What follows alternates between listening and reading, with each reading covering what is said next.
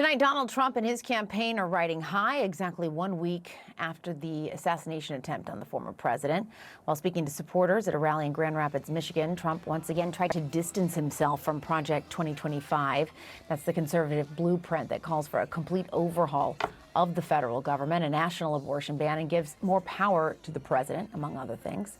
CNN's Daniel Dale joins us now from some fact-checking of tonight's speech. It was a long one, Daniel. It's not the first time we've heard him try to distance himself from Project 2025. We'll play a clip of what he said tonight about it. Like some on the right, severe right, came up with this Project 25, and I don't even know. I mean, some of them I know who they are, but they're very, very conservative, just like you have. They're sort of the opposite of the radical left, okay? You have the radical left and you have the radical right. And they come up with this, I don't know what the hell it is, it's Project 25. And then they read some of the things and they are extreme. I mean, they're seriously extreme. But I don't know anything about it. I don't want to know anything about it. Daniel, this is where you come in. What's the truth here? Well, this is not the kind of claim where I can give you a firm true or false verdict. I can't definitively fact check what Donald Trump knows in his head, but I think there is some critical context here. Our excellent colleague, Steve Contorno, did a deep dive into connections between Trump's administration and Project 2025. And Steve found that at least 140 people who had worked in the Trump administration had a hand in Project 2025, including half of the people listed as authors, editors, and contributors to its big 900-page manifesto document. And Steve wrote that includes 6 former Trump cabinet secretaries, 4 people he nominated as ambassadors. One of them is former ICE chief Tom Homan, who Trump keeps saying as recently as this week he plans to give another prominent role in a next Trump administration. And that's not all. Steve also found that dozens of additional former Trump officials hold positions with other outside conservative groups that are advising Project 2025. So the total connections he found is at least 240 people formerly in Trump's administration involved or connected in some way to this think tank effort. Now, the former president also making some false claims about the crime rate. Here's what he said.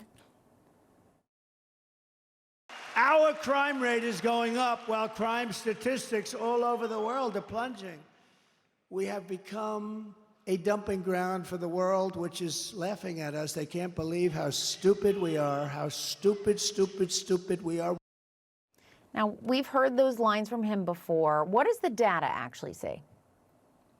The data shows that crime in this country is going down, and quite significantly. It is not going up.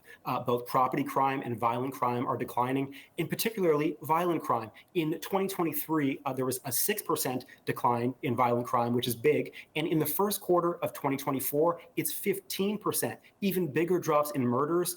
In both 2023 and the first quarter of 2024. And both of those figures, murder and violent crime generally, are now below where they were in 2020, the last year of Trump's own administration. Now, I will caution these are preliminary figures. The exact final figures might change, but it is entirely clear from this data, from other data, and to experts that crime is indeed going down, not up. And Daniel, Trump made this peculiar claim about winning an award in Michigan. We've heard this before, but here's what he said. You know, years ago, they gave me in Michigan the Man of the Year. That was long before I was a politician. I was a business guy, I did well. I liked the state, but I don't know. I heard Man of the Year, Michigan. I said, that's cool, that's good. I'm going to make that trip. I didn't know why they were giving it to me, nothing, but they were giving it to me for, I guess, the fact that I employed a lot of people. I did real well. So what's this about? This is the third consecutive presidential election in which Donald Trump has claimed to have been named the Man of the Year in Michigan. And it would be kind of confusing why they would give a famous New Yorker the Man of the Year award in Michigan.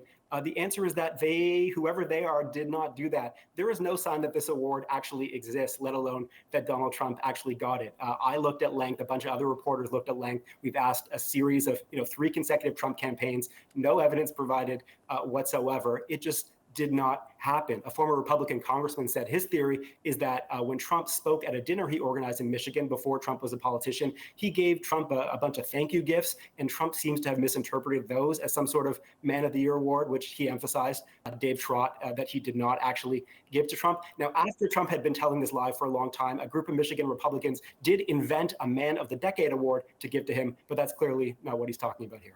All right, Daniel Dale, always great to have you on to keep it all straight. Thank you very much. Thank you.